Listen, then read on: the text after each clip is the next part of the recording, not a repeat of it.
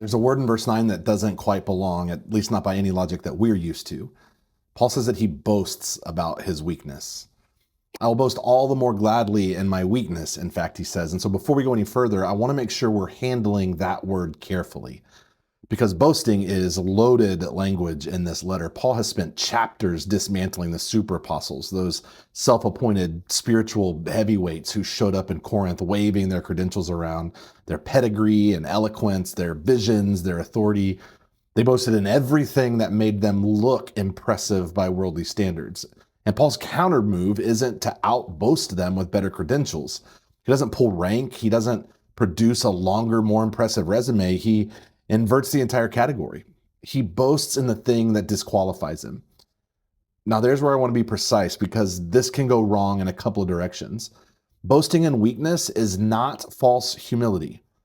It's not performing inadequacy as a spiritual strategy. It is not the leader who constantly says, I'm just a broken vessel, while secretly hoping you'll tell them how amazing they are anyway. And it's not just giving God credit when things go well. That move that says I did this great thing, but God gets the glory, is still essentially a success story with a footnote.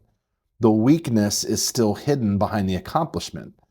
Paul's boasting is far more radical than that. He's pointing to the weakness itself as the evidence of God's power. Not look at what God helped me accomplish despite my limitations, but look at my limitations, because that's exactly where you'll see what God is made of.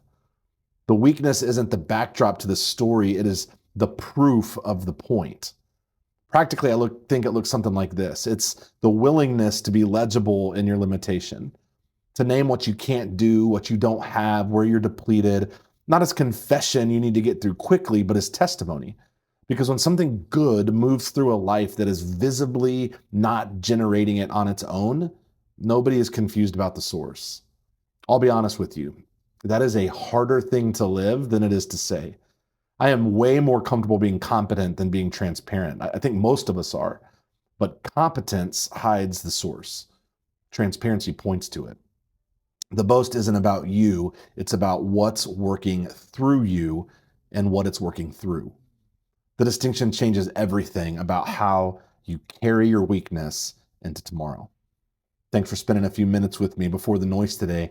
Stop hiding the limitation. It might be the most honest thing you have to offer. Know that our God loves you more deeply than you could possibly imagine. I look forward to seeing you tomorrow.